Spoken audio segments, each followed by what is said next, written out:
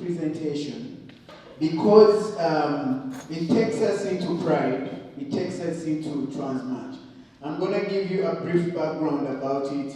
So we did pride engagement. When we heard about pride coming back in Edmonton, and I want to make sure, D, if you feel called for to share something, yes, come on, share. Feel free. So, yeah, so pride, we did a pride engagement, right? And before the pride engagement, we had a call that Pride Parade is coming back, but years back, there was humiliation, there was bullying, and they wanted to scapegoat that to bringing back pride. And by the way, I want to say I'm not in opposing pride, but I want to really make sure that trans voices, trans inclusion, Curie BIPAC, trans folks are intentionally included, involved in pride. And next slide. Yes, so I want to say this quote, that it took many years of vomiting up all the filth I will be taught about myself. And I have believed before I was able to walk on earth, though I had a right to be here. So when Pride cancelled, when the Pride cancelled, Edmonton Pride Festival cancelled the Pride Parade in 2019, it happened when we protested against police participation. And the unleashed backlash really came from our community mostly. It came from the 2S LGBT community. And that is very sickening. That instead of solidarity, we black trans people, Curie BIPAC folks, racialized folks, became scapegoats. We faced racism, internalized and systemic racism, transphobia, and a stark lack of transparency and accountability from festival organizing. I was threatened. I don't know, D, if you were threatened too, but I was threatened. I was threatened to be thrown in the bus. Why am I taking away pride from people? I'm not taking nobody's pride. I am being pride myself. You know? So members of our communities were threatened, ostracized, told to go back where they come from. I was told to go back where I come from. That individual didn't know my story or my narrative. You know, and support systems as blamed for festivals cancellation. Yes, so Edmonton Pride Festival deployed police on black trans people. No, it's not good. It's very bad. It was very, very bad and very traumatizing. They deployed police on Curie BIPAC people, handcuffed people, refugees, and the very institution responsible for ongoing operation. Yet, the larger community, most of them failed to stand in defense of racialized community most at risk within the 2S LGBTQ movement. This betrayal cannot be ignored. Not today, not tomorrow, not yesterday. And it is rooted in racism, it is rooted in oppression, it is rooted in the systemic injustices and supremacy of whiteness when it comes to pride spaces. Yes, so this is what we did. I want to invite you here so you can say before I go I go deep. Well, I wanted to say thank you for speaking on everything today. It was someone in the Philippines where like the SOGI bill that is against discrimination for gender expression, sexuality, that still has not been passed. It's been 25 years, it's the longest running bill. So I just want to say power to the God-led queer and trans organizers. We are not victims of oppression, we are active participants in changing our history. So I want to say thank you as well for all the nonprofits who are here and us like working together, because only us working together will change happen faster, better. Thank you. Thank you, Dean. Thank you, Dean. Yes. Yes. So, that being said, we drafted a call to action as a way, right away when we heard that Pride Parade is coming back. And we shared that call to action with the Edmonton Pride Festival, but before receiving a response, I was ostracized. It was something that happened. I was humiliated. I was told that I'm dividing the LGBT community. I really also love that power somehow, but that is not what I was doing, you know? And I was labeled aggressive, you know? I can't be worked with, you know? But I'm not surprised if it was a white, gay man, all these things will not happen to them. And that's the reality. In Alberta, the government passed anti-trans legislation. This is attacking the trans community. It is not attacking the entire 2 LGBTQ members. I want to be specific. It is anti-transgender. It is not anti-gay. It is not anti-lesbian. It is not anti-bisexual. It is anti-transgender legislation. Next. So, we wrote our non-negotiables to Edmonton Pride Fest. And I said non-negotiable because I heard from my elders. I talked to my elders. I also whispered, I heard my ancestors whisper in my ears that some things are non-negotiable. My existence, especially in pride spaces, are non-negotiable, right? So part of it was to transform, part of it was to transform the Pride Parade into a trans march and acknowledge the urgent need for trans advocacy by rebranding the event as a trans march, centering trans voices and featuring speeches by prominent trans activists.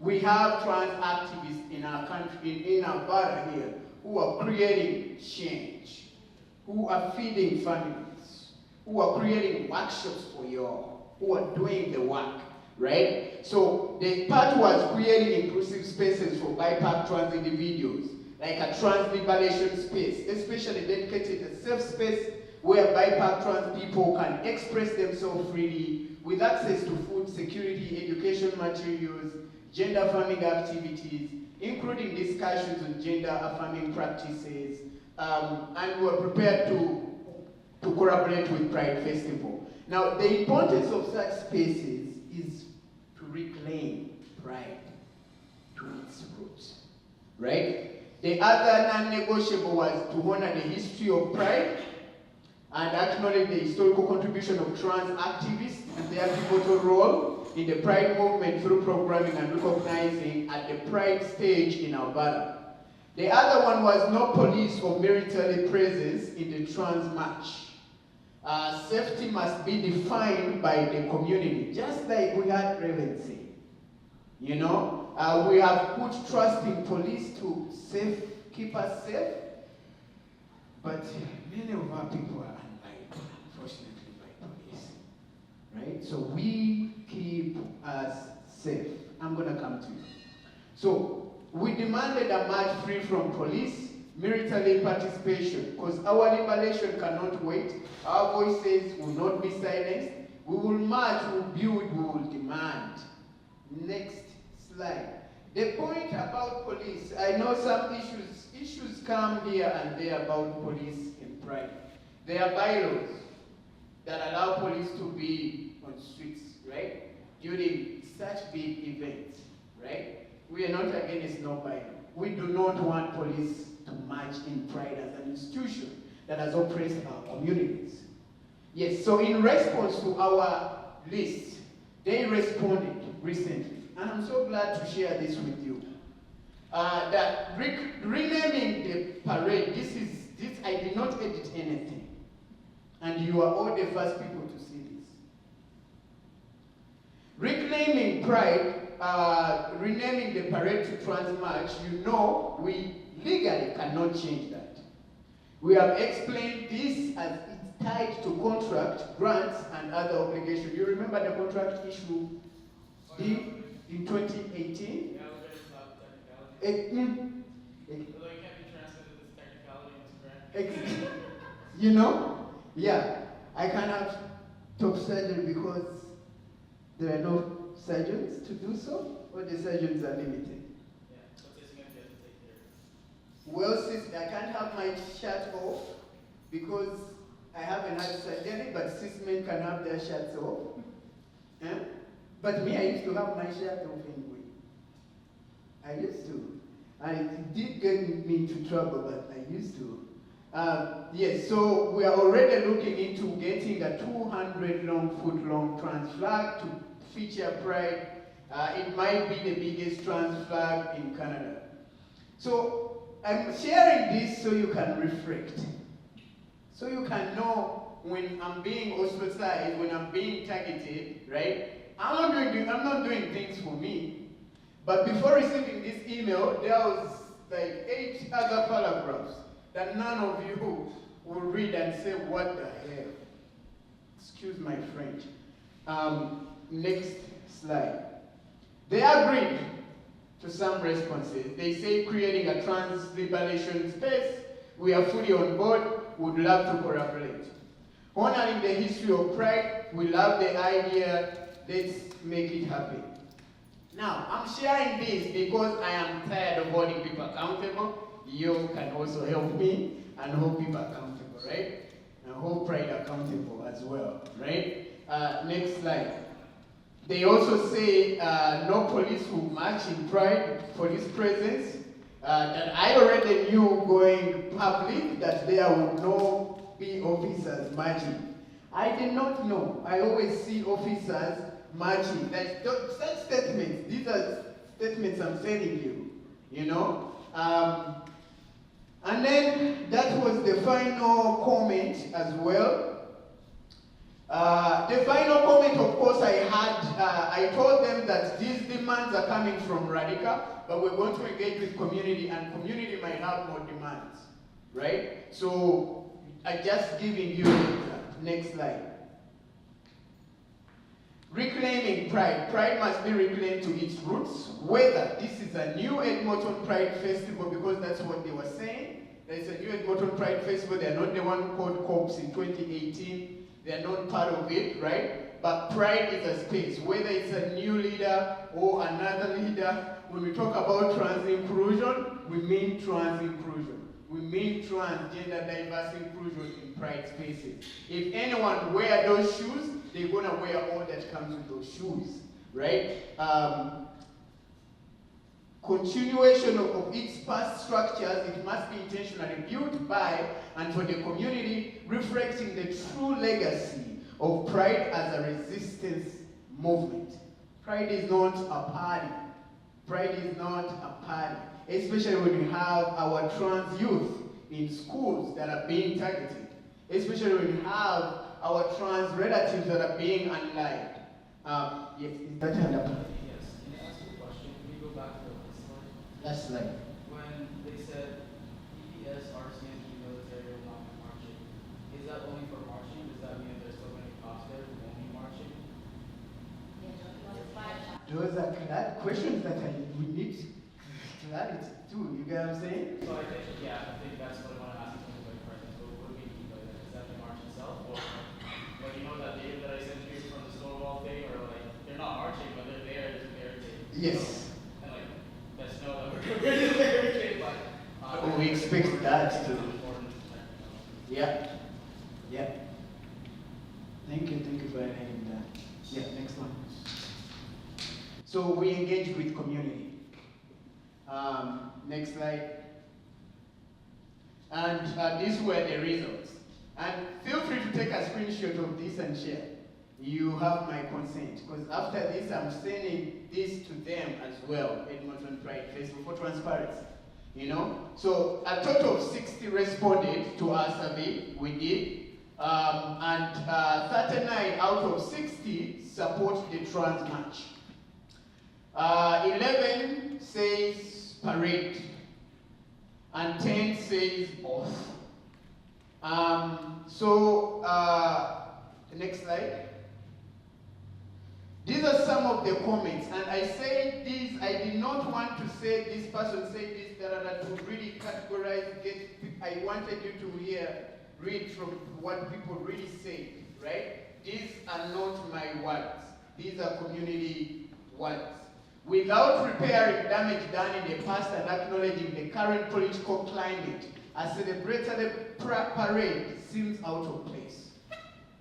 I agree that it should be a trans march to show our leaders that you need to protect trans people and youth, and the entire community stands behind that. The trans community is under attack, and we must center them in our fight for collective liberation. Multiple reasons. One says the lack of community consultation following the actions of 2018 parade dissolution. We need to actively repair community and not ignore past harm within our own spaces. To resist politicization and harm to queer BIPOC people and the largest queer and trans community. No cops. And the last one is really powerful because Edmonton Pride has not meaningfully addressed the harms caused in 2018-2019 and have continued to ignore trans and two-spirit community members. Sorry, I'm trying to zoom in for... Actually, that's good.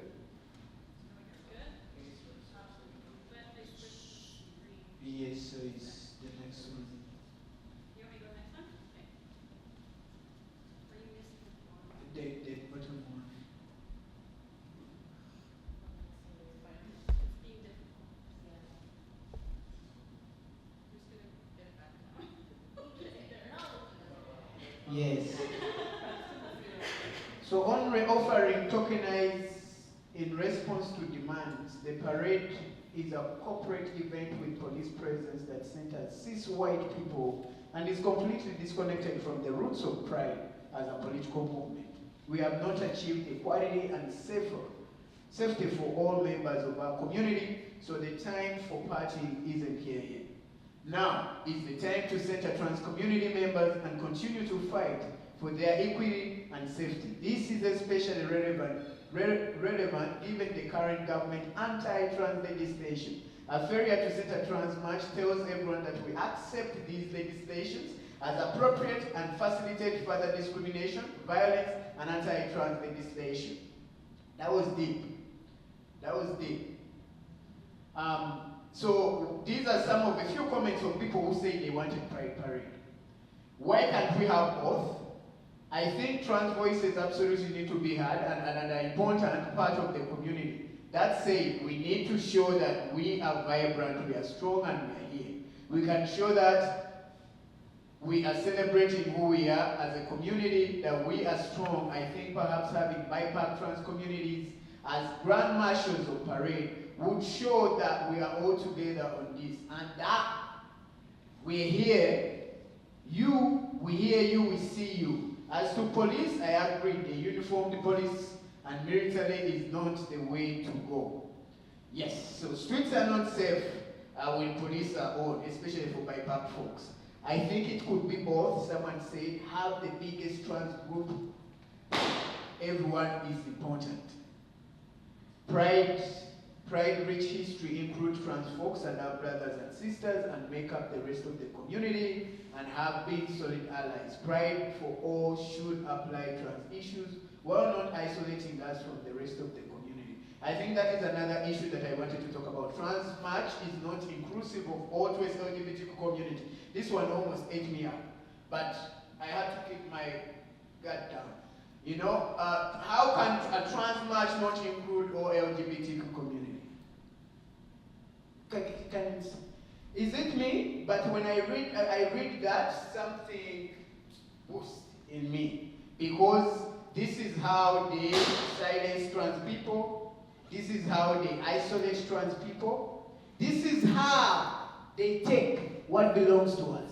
By saying, we trans people speaking or asking for our voice, using our voice to ask for spaces that includes us, that we don't include other LGBT community.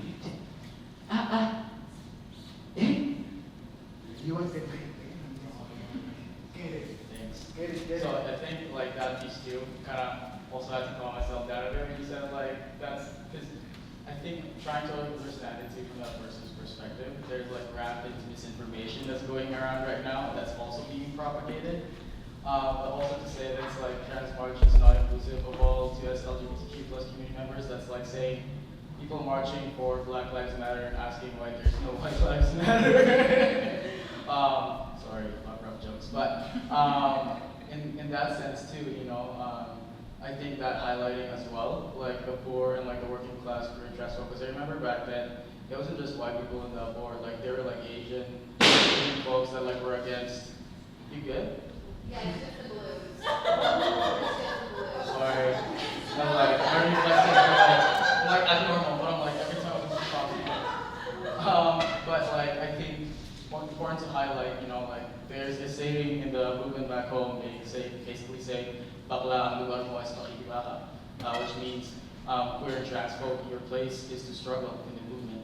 Also to highlight the fact that now is a time in terms of like solidarity, in terms of like propagating mass educations to people, why this matters, why is it that we center trans folk? And if they were to understand, who are the people that threw that,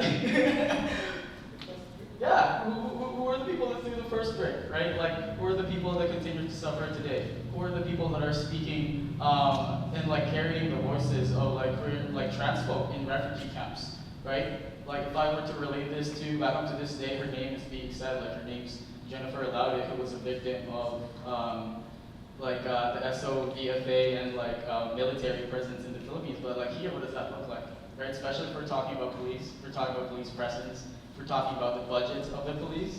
And I think that Pride is an opportunity for us to go beyond that, because Stonewall isn't just a few days in the year when we're out in the streets. It's all day, every in the year before and after that, when these queer and trans folk are back and suffering the weight of the world. It's like someone branding their thing rainbows, and then after that they're gonna switch back to the regular brand, and they're still poor. They still don't have access to healthcare. They still don't have access to education. And I think if you were to relate this back to like nonprofit roles, I think that there's an opportunity. Like again, we're here to learn from each other, but it's like now it's actually good to know, right? Like if let's say there's a rally, so like organizing isn't just rallies. It's actually being there, building power with the people, right? It's creating these mass education units to what is Bill 27? What is Bill 29? Why is that relevant to the queer and trans community, right? Like I think when we're talking about like refugees and the state of that, there's a campaign, right, like that has been ongoing for a long time called Status for All, and that basically talks about status for people that have been forced to migrate from their countries because of safety, because they had to move here. There's a campaign called Healthcare for All, which basically asks for healthcare for everyone, no matter what your status is, no matter whether you're like, especially if you're trans, especially if that you're someone that precarious in the system where you always have to advocate for yourself, because none of those spots, none of those spaces, no one is speaking for you. And I think that again, like relating this back to like the role of nonprofits, right? Even like the language thing, like pushing that forward and working with community organizations to be like, how can we make things more accessible? Because like there are things that cannot fully be translated from one language to another, in the same way that like if someone talked to me in like, I don't know, like a different language, and I'm like, I can't translate that because I only know what I know. And I think with Stonewall, like if this does come together, right, like the role of nonprofits, like we have this beautiful space here, and if like this were to happen again, and if there was an art bill leading up to all these events, what would it look like for us to like bring our organization's flag, but on the other side of that is the trans flag, is the 2S LGBTQ plus flag, and like where all our flags are on the streets, right? Like in terms of like it looks like pamphlets being like spread around, like what is Bill 27, what is Bill 29, and that's something. Those are resources that nonprofits can help with, is it not? But like going back to this point, sorry, I'm almost done. But it's like the trans, like I think like these comments are like a reflection of the current misinformation that is going on in the city. Like whether that's even like something that people have felt out from the city, but I think that also tells us the work that needs to be done and how we can like come together in order to push things forward. So I guess my question too for folks who are here today, get creative, bring this back to organizations. Like these are questions being asked that don't have full answers until people actually discuss them more, think on them more, process it, come back, and then we try things out. If it doesn't work, it doesn't work. If what does, we'll keep doing it. Thank you. So we moved to folks who wanted both. There are 10, we pick 2. Why should organizers tell individuals and groups participating in this event how they should conduct themselves? This is an event for community. I think community members should be allowed to conduct themselves, celebrating or protesting as they see fit. I think it is important to take a political action, but it's also important to celebrate how far we have come.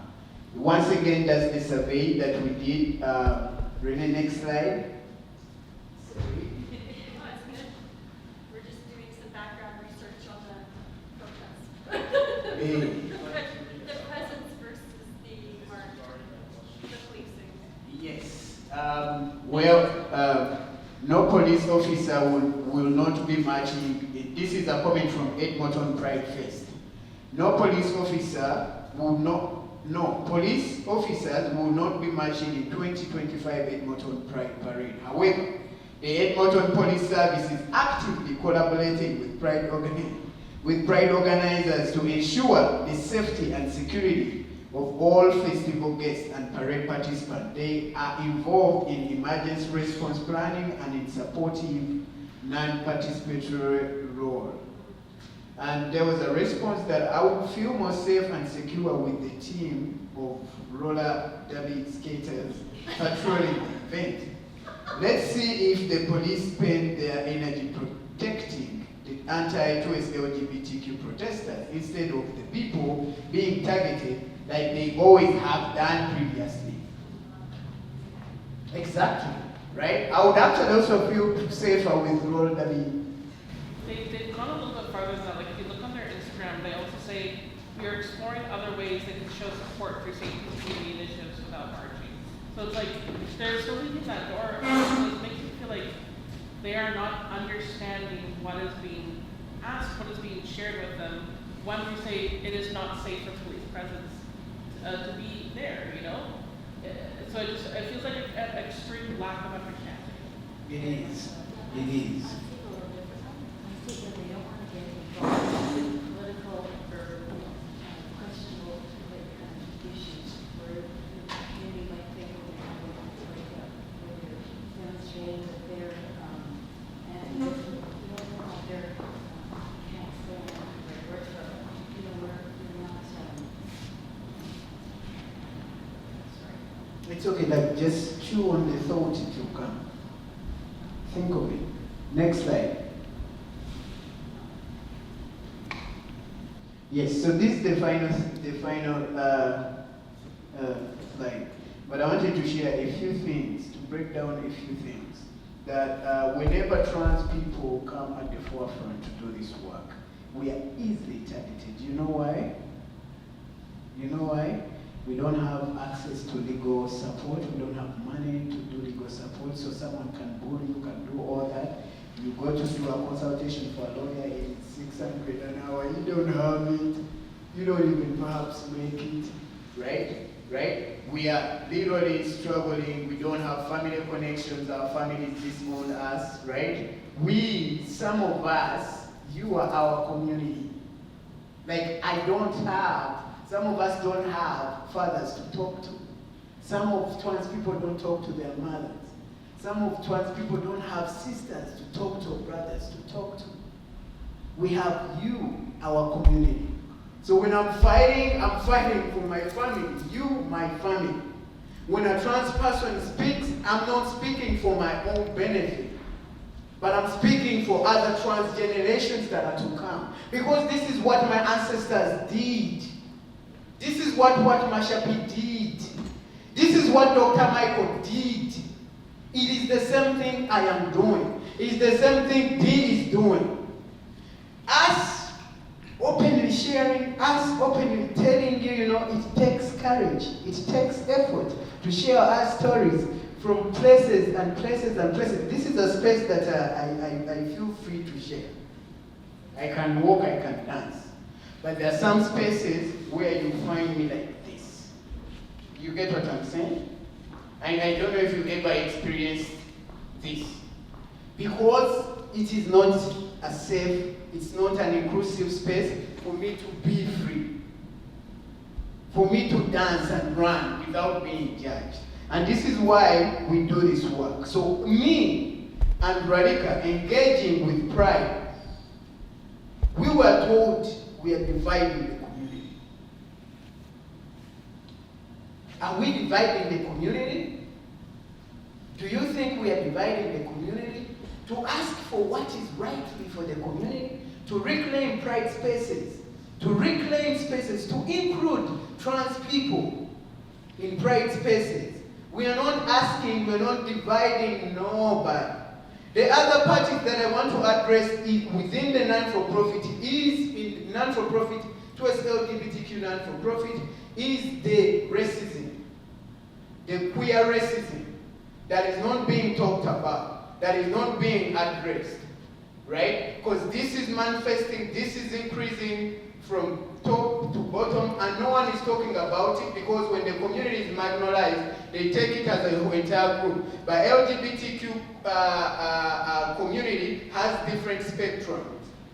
Even us trans people, we have different lived experience. My needs are not these needs.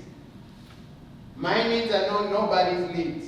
I have different needs. So my other query is for you, as non-for-profit leaders, as policymakers, to make policies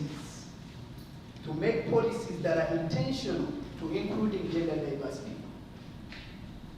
You're aware in pronouns, you're aware in your name, and when folks were starting, you're introduced to your names, you're introduced to your pronoun. That is a first step. Right? Does your organization does that? Do you have that silence treatment? When you see a trans person walk and you are, that silence treatment when a trans individual, someone who's different, walks in and you're like, oh. That happens in our non-for-profits, right? And it manifests within pride spaces. It manifests within our own lives, right? So when we are excluded, when our own community excludes us, our families have disowned us, our people don't want to talk to us, all we have left is to fight for our community, is to fight for what our ancestors did. They fought for this, and we hope you're on board. We hope we don't have to explain ourselves as to why there should be trans spaces, as to why in your organization you should have a trans table, you should have a trans desk, and that trans desk should have trans people who are paid to do the work, who are paid to offer knowledge. We are wisdom keepers. We are the backbone of, we are the antidote of isolation, antidote of oppression, trans people. So you need to end oppression, bring us in. And let us, don't restrict us. Don't, how do they call that when you work and you're being followed, you are being looked at, you are, not stop. There is something. Micromanage? That's it. That's the one. I feel you. Right? Please stop micromanaging us. We are capable beings. Trans people are capable of changing world. You had Victor.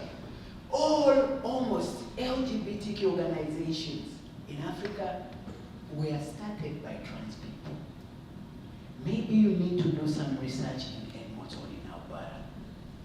And I guarantee you, 95% of organizations will have had a hand of a trans person. But you'll find that in some of those organizations, they don't hire trans people. They don't have trans people hired.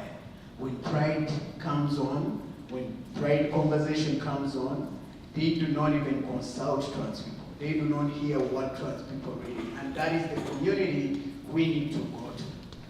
That is the community we need to go to. The other piece I wanted to address, and this came from the queer community, the 2S LGBT community.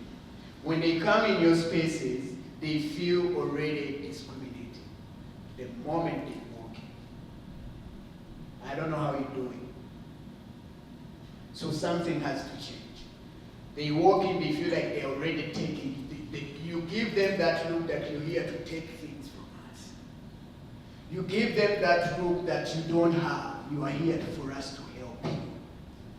Right? So that needs to change. That needs to change so that we can be intentional about including folks in our spaces, especially when we bring in towards LGBTQ communities, they are in dilemma. They are in need of resources. They will do whatever it is to get food. They will do whatever it is. But these are human beings, you know? However much we don't know the language, however much we don't know the culture, teach us the culture. Don't discriminate us. You know, we are tired of facing racism, of things we can't change. I cannot change my gender identity. You know, I always say if I wanted to change this, I would have when I was young, because I was beaten at a young age, 5, 6, just for stealing my brother's shoes and wear them. I'm beaten every day, right, for that. I'm handcuffed, I'm arrested. I'm undressed for being who I am. Mama Anita, Mama Snow shared what happened to her. That's disgusting. No human being should ever go through that. I keep saying, I should never have been discriminated. I should never have been undressed. I should never have been vaginally examined by cops. Who gave them that opportunity? Who gave them that power to do that? You know? So when we come here, we come with a lot of that experience. We come with a lot of that trauma. We don't have at home where to put it. We don't have a box at home to put racism I faced yesterday. I put it in this box. The transphobia I faced, I put it in this box. Right? The prejudice I faced, I put it in this box. And I will come without them. I come with all of me. And this is the part of my authenticity, which scares so many people. I have a question in relation to the police. So I understand where you're coming from with the no police presence. I come from a country where police they're not to be trusted. And I experienced that in my own family. But how do you reconcile this idea that police are the only thing that can protect us? So myself going into the space, going to the parade, and all of a sudden you start to see violence. The first thing I look for in Canada is the police. How do you explain to people that there's other alternatives to police presence? How do you protect people in the space, on the street, when there's violence, and there is no police presence? That's really, really a good question. And it's a question that our communities continue to bring up, right? Every now and then, right? And I really want to be intentional when I'm answering it. And how do we ensure safety? We had Reverend this morning saying it's a collective, right? A community, right? Right here, how are we keeping ourselves safe? Just a question, right? There is no police officers here, right? How are we keeping? Violence can happen in anything, but how are we keeping ourselves safe? Right? There is an intentional space, the space that has been built, right? It has been built intentional, right? That there is wheelchair accessible. We are here talking. You know, anything can happen, but we are keeping each other safe, right? That's an example, one of the examples. The other example I can give you, when it comes to violence, there was a comment of roll dubbings, right? Back in the day, and this is not in Canada, right? Police, how old is police? 1912-ish. 1912. And how old is humanity? And I always want to ask that question. So humanity didn't keep themselves safe then? So the root cause of police here is to enslave black people, take indigenous people's land, take indigenous children away from them, kill and murder black people, this is truth, unlike trans people, attack cut trans people. I will not ignore that a big portion of communities feel safe around police. But our community needs time to heal. I always also give an example. If I brought you in my home today, right? And in fact, like Renee had brought us over here and Marika, and I start lifting things up, and go. Tomorrow, will Renee bring me back? Right? No. Right? That is what police did. Now, if I want to come back in the room, I have to first reconcile. I have to tell the truth. I have to tell Renee where that came from. And police is not willing to do that. So that means they will never be safe for us until they're able to do that. Right? So I always want to bring these pieces so that it's easily understandable. Right? When we, in Christianity, they say when someone slaps you this side, give them another one to slap you this side. But my ancestors tell me when someone slaps you this side, walk away or slap them back. Defend yourself. Right? Defend yourself. We have lost many trans people, many black people, many killed by black people at the hands of police. The number keeps growing. Now, even police has lost people, right? There's some officers that are murdered on work job, right? We recognize because we are human beings, right? But that it being self, I also ask myself, I was in this space again, and I said, who do police go to when they are being unlied? But then I also ask myself, how many cases of police being unlied? And I also ask myself, how many cases of black trans people, black people that are not even seen on video? If the one which is reality seen on video, police can tell their story, their fake story, yet you can clearly see that police has murdered. Police murdered Matthias here in Edmonton. Me, as a black trans person, who, when someone sees me, can see a cis man, I am not far away from Matthias. I can easily, someone can call police and I can be murdered right away. What are you going to do? Right? I mean, it has happened. It has continuously happened. I don't know if you want to add on you. You got the notes. Yes, this is Matthias. Do you know what the police chief said? It was the nature of the job to murder a black man. It's always the nature of the job to murder a black trans person. It is the nature of their job. Now, we do not need that in Pride. We do not even need to be around them. Because if the nature of their job allows them to murder me, what if they murder me at Pride?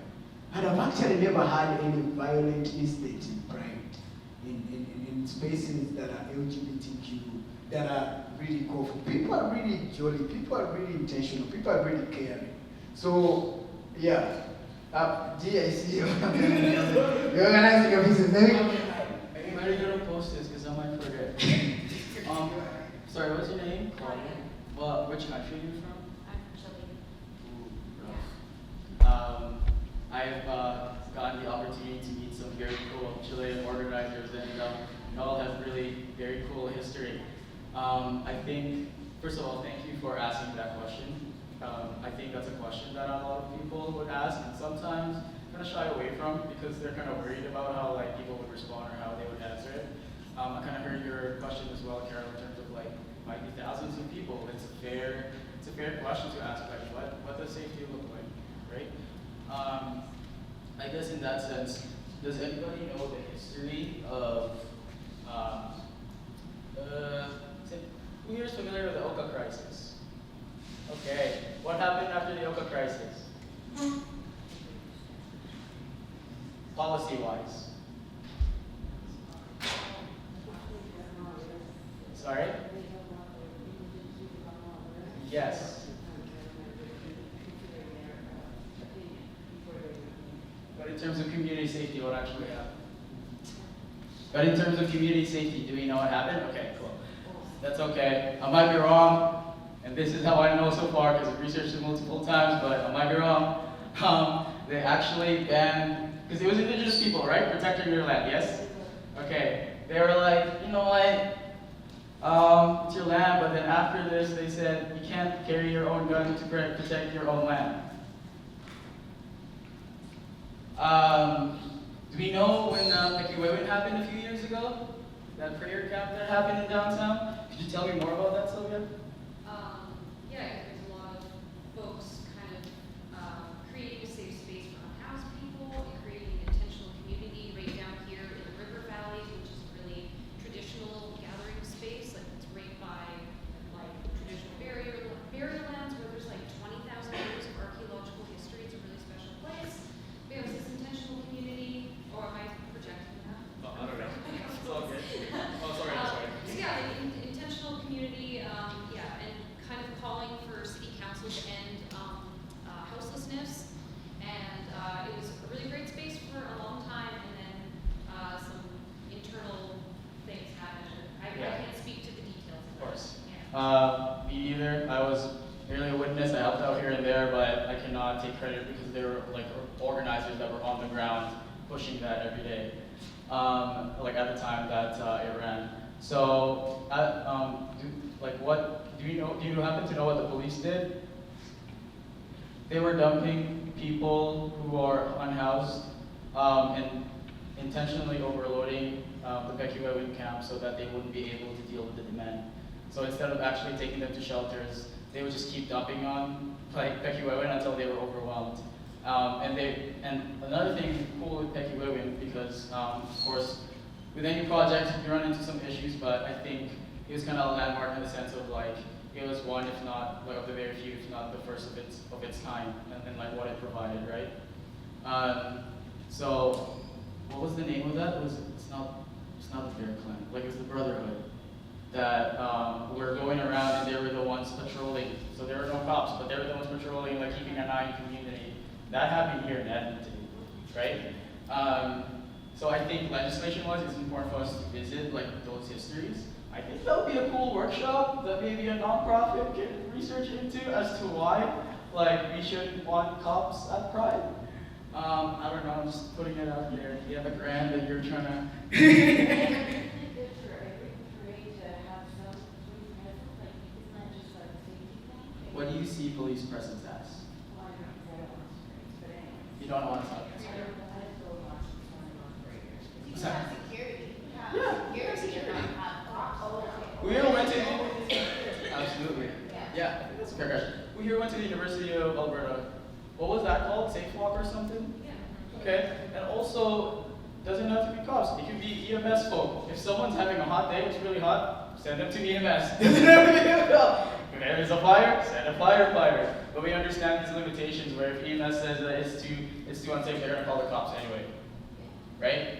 And again, I don't think that we can predict whoever we're going to get EMS-wise, but if that's something that the Pride Fest can organize in terms of stationed EMS folks, that actually eliminates a lot of like our thing, like if someone goes through something. Because more often than not, it's it's going to be okay. We were okay a few years ago. We're going to be okay now. We're still okay. And in terms of, we're still okay. We're still here, you know, like gunshots and like, you know, crutches and et cetera, and, you know, refugee camps, and then you're here, like your transphobia, we're still here, see, we're kicking. I can't kick right now, but anyway, so I think another part that, does that answer your question? I think it's still like an involvement thing. I think that's something that's good for us to be kind of real about, because currently that's the state of this province, especially in light of like increasing police budgets. Okay, maybe we should one thing I forget. Is that okay? I'm also going to relate this to the fact that, did folks hear about the Lapu-Lapu tragedy that happened in Vancouver? Where many people died. Do you know what the police said after that? They blamed it on mental health and said that, oh, it's just someone going through mental health stuff. Of course, with contradictions within my own community, they said, oh, sira ulian, which means they're just broken in the head. It's because of that person. But we can't really like bring it down to just one person. That's also a product of like systemic inequities and how we got there, right? And like with that said, were the cops there on the ground helping people while everything was going down in terms of like first response, therapies, etc., etc.? No, it's these community organizations that barely have any funding. And like, I think that's something good for us to think about in terms of like the privatization of like healthcare and education in Alberta, right? Because like I've said it before, I'm gonna keep saying it again. It's like we're gonna say, oh, like trans people are like the minority, etc., etc. But that's what we know so far. It's unsafe to be trans in Alberta. Because as what Adebayo said, you know, like, what did the cops say was the nature of the job? That's true, it is the nature of the job. And when Pride happens, and then they say, let's say they find a trans person a little too dangerous, they'll call them dangerous, maybe they'll call them a terrorist, or maybe they'll call them an unsafe person, maybe they'll call my crutch a gun, I don't know. But like let's say someone's holding something, like it was just a toy gun. I work in social services. People have been pinned down simply for having a toy gun, just because the cops called them. So I think that's something important to think about, but like it's an evolving conversation in terms of like, what does it look like for us to keep each other safe without the need for police presence, without SWAT walking in and saying, for example, this is anti-Semitic, throwback.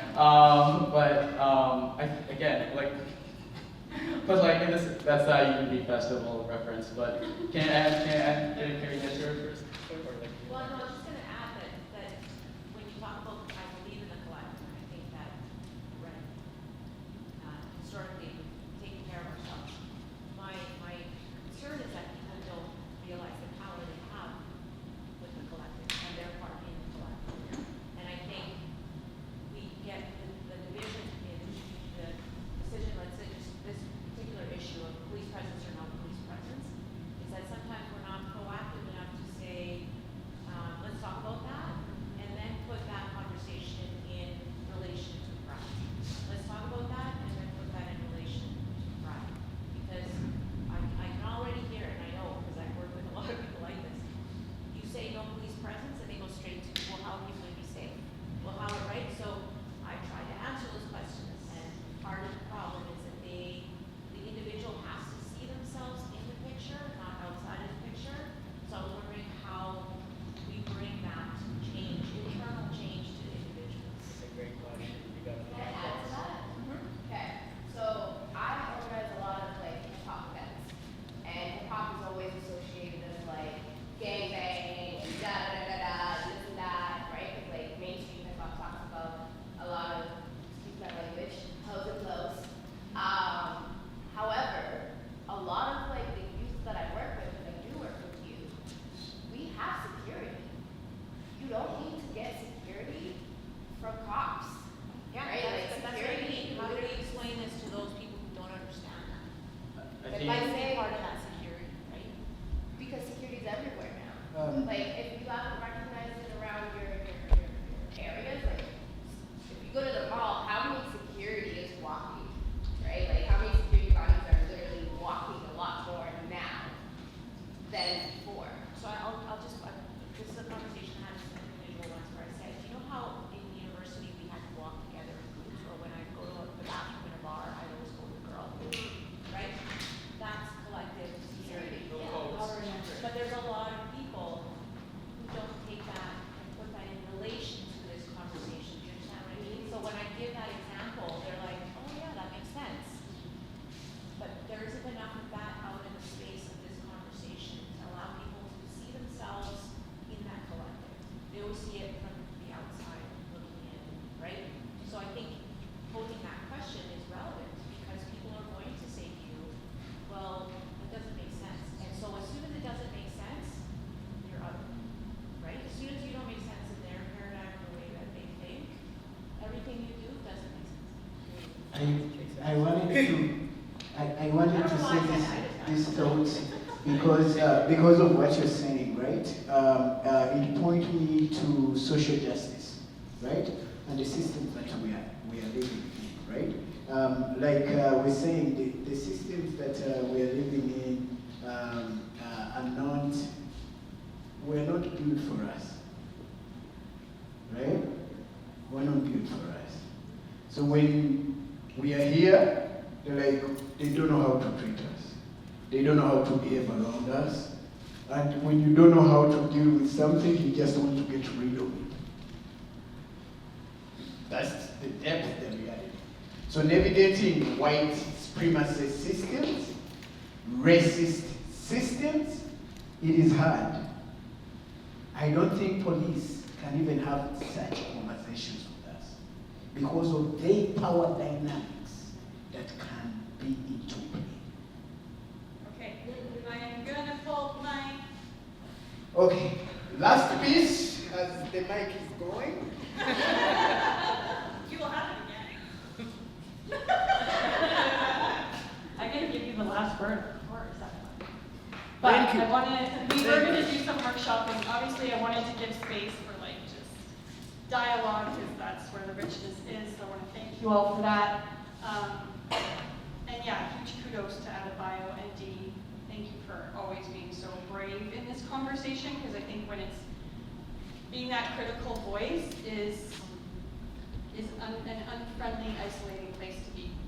But I want to allow us all to close circle, at least. If we're not going to do workshopping, we don't have time for that, but I thought at least let's close circle today so that we all have a chance to check out. And I just wanted to pose this to you.